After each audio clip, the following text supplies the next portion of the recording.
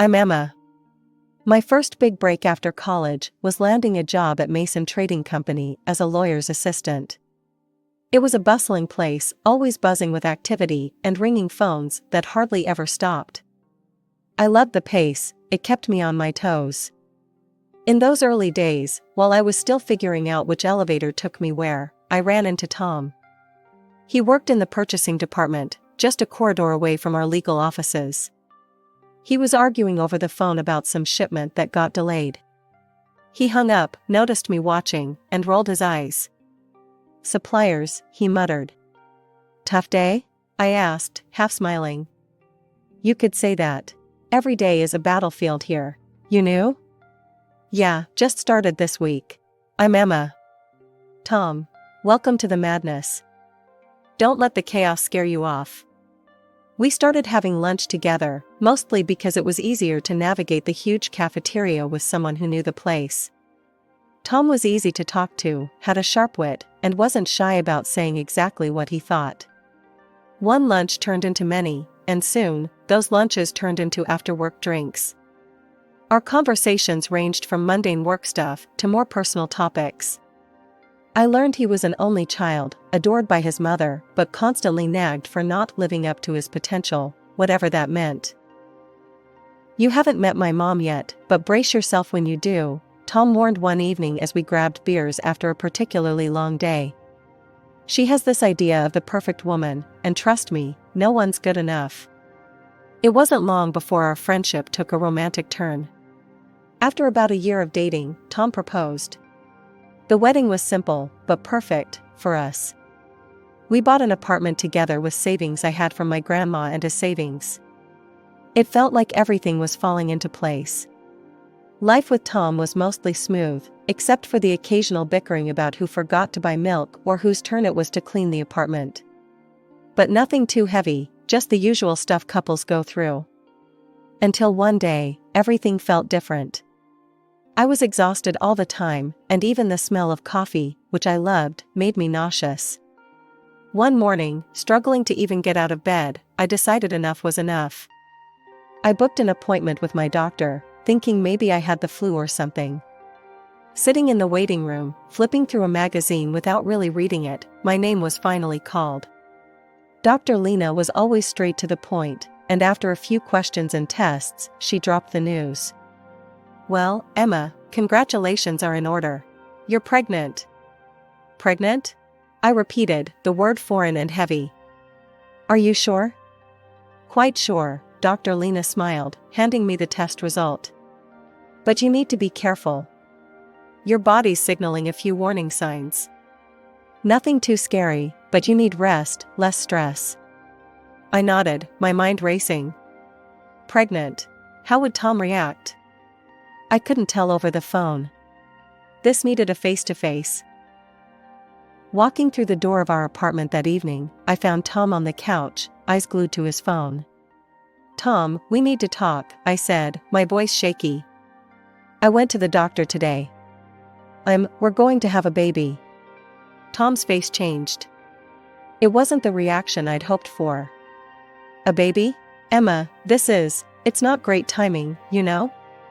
We haven't even traveled like we talked about. And a baby? That's a huge change."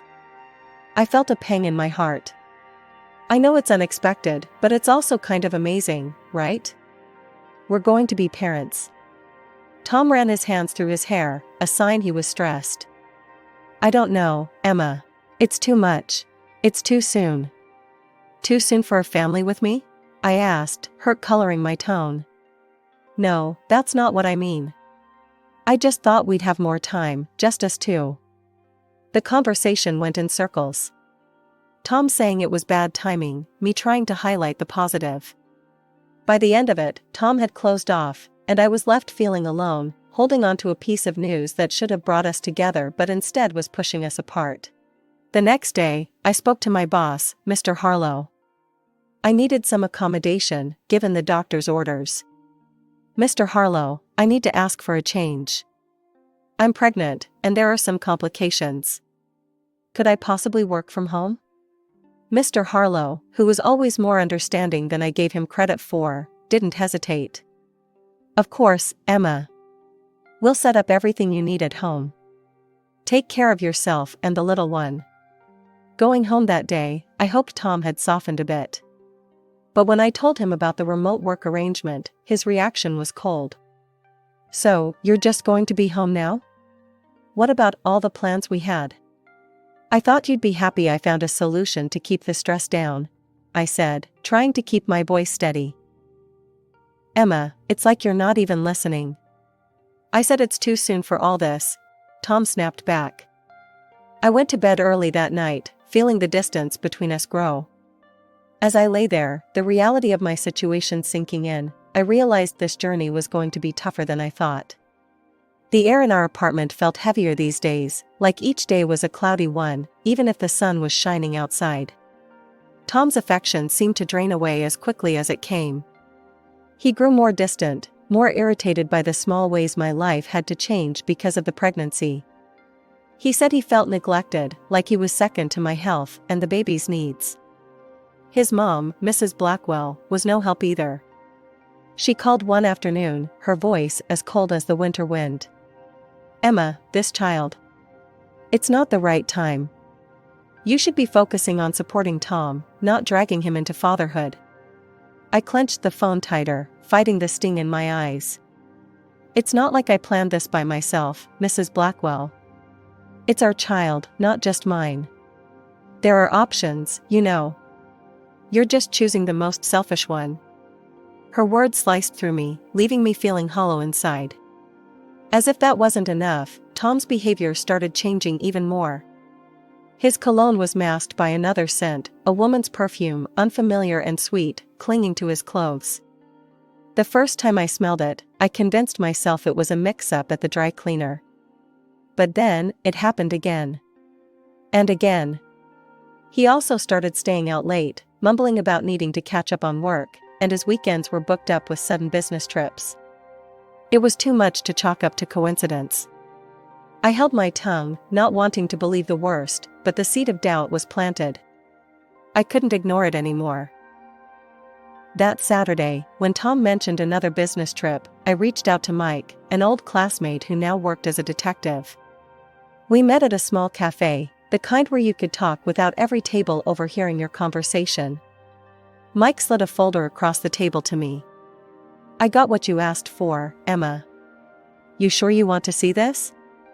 I nodded, not trusting my voice, and opened the folder. The photos were clear, unmistakable. There was Tom, and with him, a woman I recognized from his office, a new hire that he'd mentioned in passing.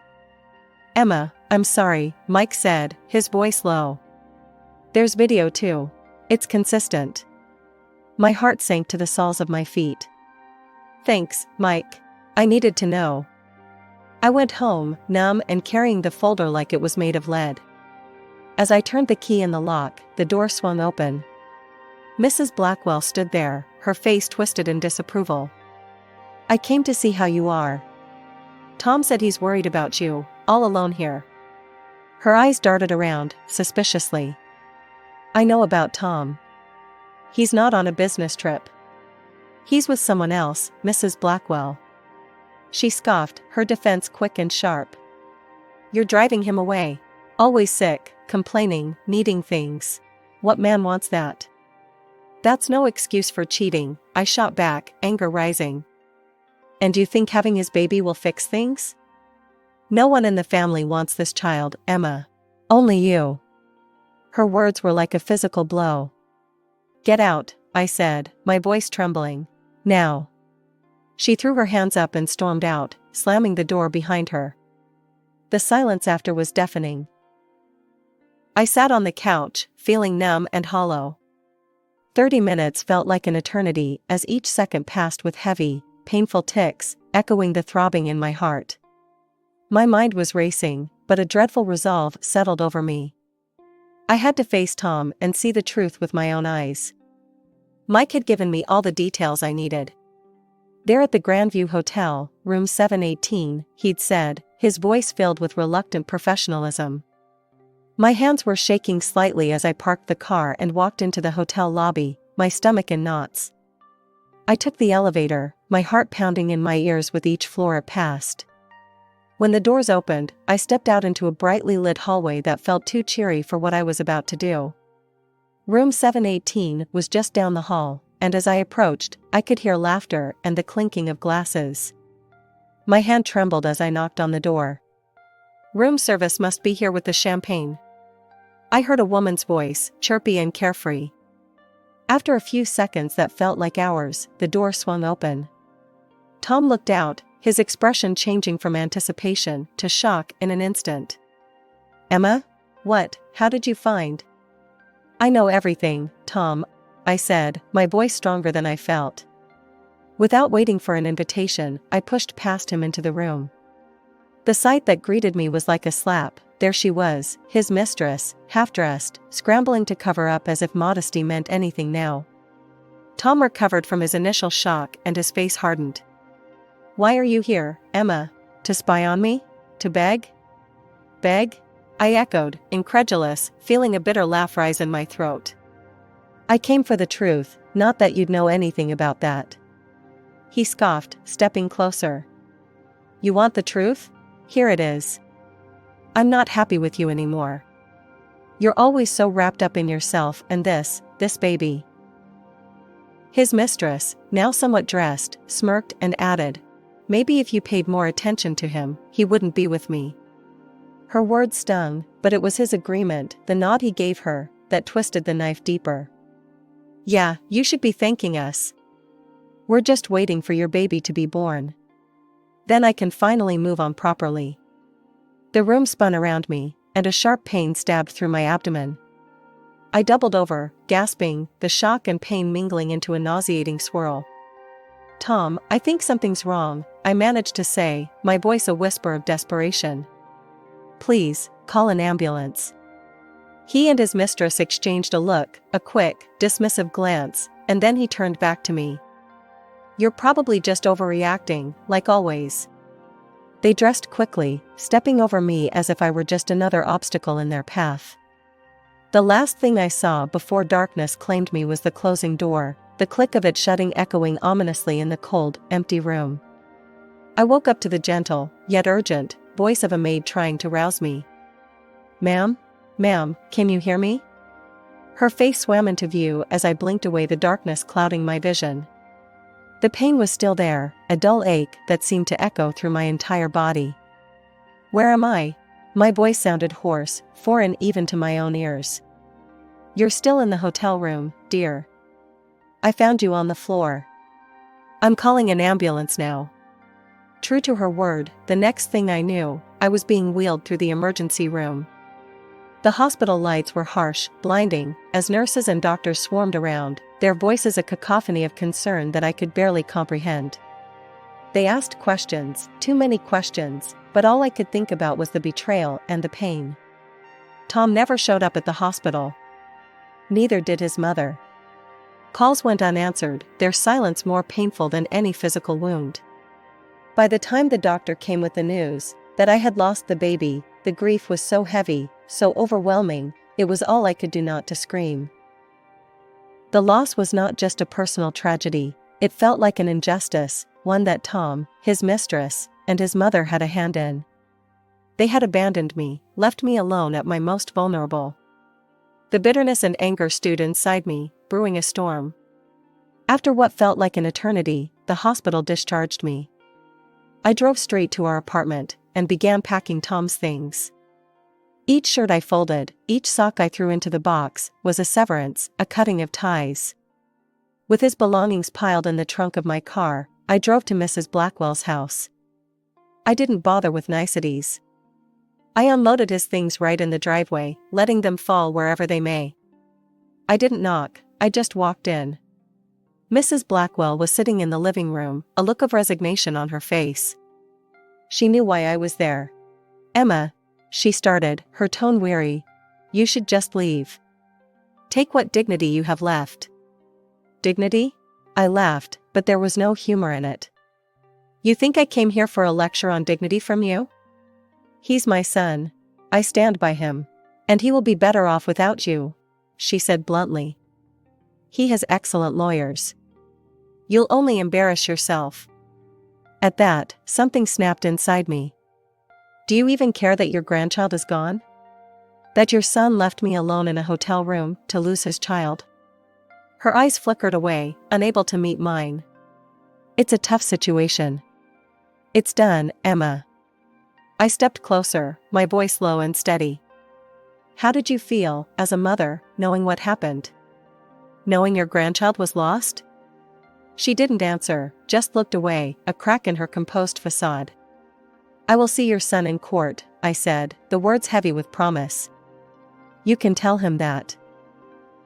Turning on my heel, I left her sitting there, alone with the weight of her choices. As I walked back to my car, the cool air felt sharp against my skin, but my path had never been clearer. I would fight. Not just for me, but for the life that was lost, and for the truth that needed seeing the light of day.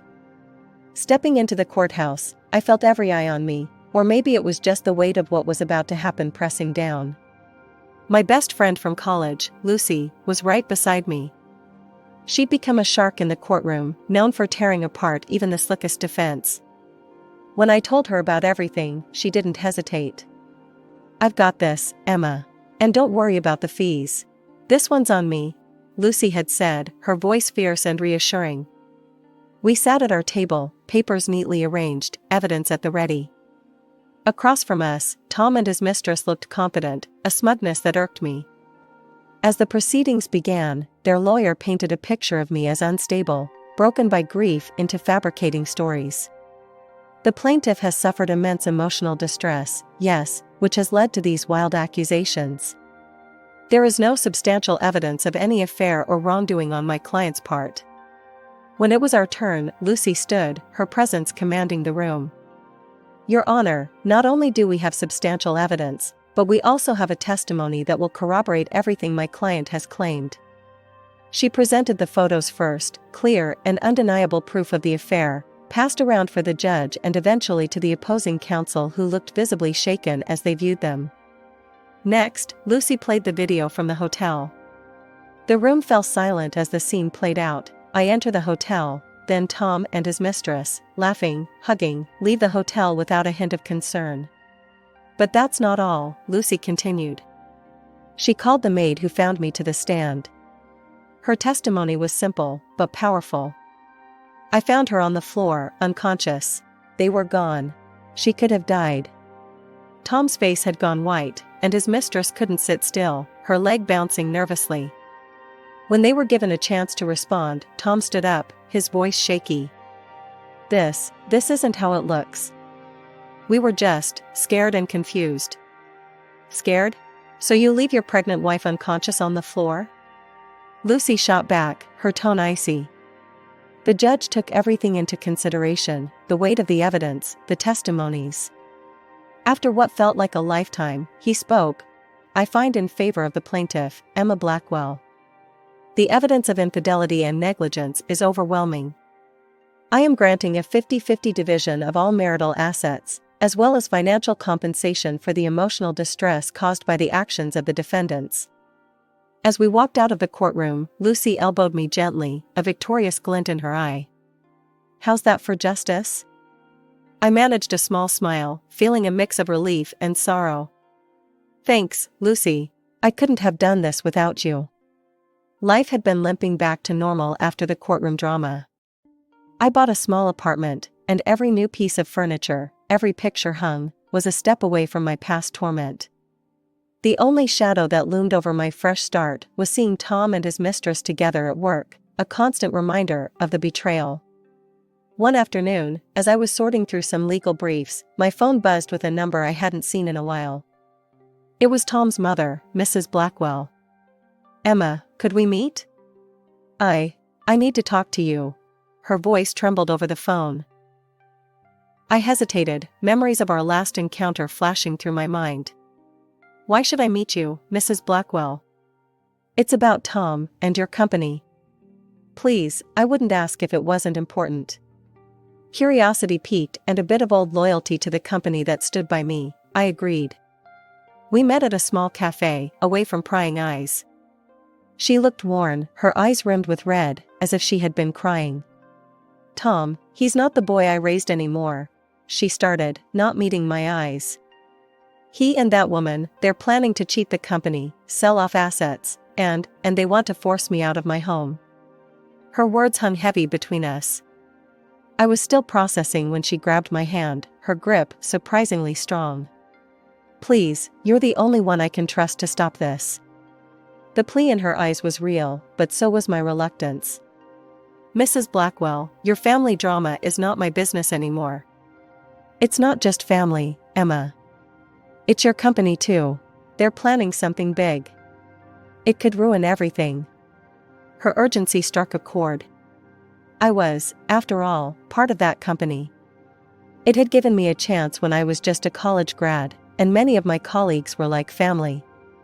All right, I'll look into it, I conceded, more for the company than for her. Back at work, I started digging. I quietly pulled records and contracts, tracing the trail of transactions Tom and his mistress were involved in. It didn't take long to spot irregularities. The numbers didn't add up, goods were being purchased at inflated prices, far above market value. Armed with evidence, I made my way to the director's office. Laying the documents on his desk, I watched his eyes narrow as he scanned the evidence. This is serious, Mr. Harlow stated flatly, looking up at me. I'll handle this from here. Thank you, Emma. You may have just saved this company from a significant loss. Leaving his office, I felt a mix of relief and anticipation. Walking past Tom and his mistress, I caught snippets of their mocking laughter. I couldn't help but smile to myself. Justice had a way of finding its path, no matter how twisted the road might be.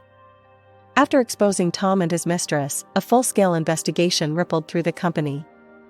As it unfolded, I was often called to testify, detailing every discrepancy and irregular transaction I had uncovered. The courtroom once again became a familiar setting, but this time I stood confidently, bolstered by the truth and the mountains of evidence that supported our claims. The legal battles were intense and draining. Tom and his mistress faced the consequences head-on. The company, having suffered significant potential losses, pursued justice relentlessly, culminating in a multi-million-dollar lawsuit against the duo. The verdict was as expected, guilty.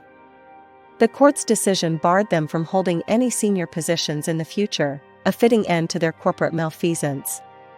Amidst the chaos, my own career took a surprising but welcome turn. The company recognized my efforts and promoted me to a senior lawyer, an acknowledgement that came with a significant award. One quiet afternoon, as I was organizing files in my new office, a spacious room with a view of the city skyline, my phone rang. The screen displayed a number I hadn't seen in a long while. Mrs. Blackwell. Emma, it's me, her voice came through, tinged with humility, a stark contrast to our last encounters. I wanted to thank you for saving my home from being sold out from under me. Her gratitude was genuine, and despite everything, I felt a twinge of sympathy for her. You're welcome. I did what I felt was right.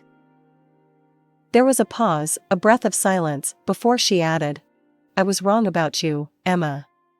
So very wrong. I used to think you didn't deserve my son, but I've come to realize it was he who didn't deserve you. Her words, unexpected and raw, took me by surprise. Thank you for saying that. It means more than you might know. Could we meet? I'd like to apologize properly, face to face, she suggested, a hint of hope in her tone. I considered her request. All right, Mrs. Blackwell. Let's meet. We decided on a quiet cafe, neutral ground, for what was to be a frank conversation. Sitting across from her, I saw the changes the months had wrought on her. Gone was the haughty demeanor, replaced by a somber reflectiveness. Emma, I'm sorry for everything. I was blinded by my own expectations, my own desires for Tom, that I couldn't see the truth. You were always the stronger person, and I admire that deeply now, she confessed, her eyes not meeting mine. It's been a tough journey for us all, I acknowledged, my voice steady. But your apology is accepted, Mrs. Blackwell. We talked more, about life, about lessons learned.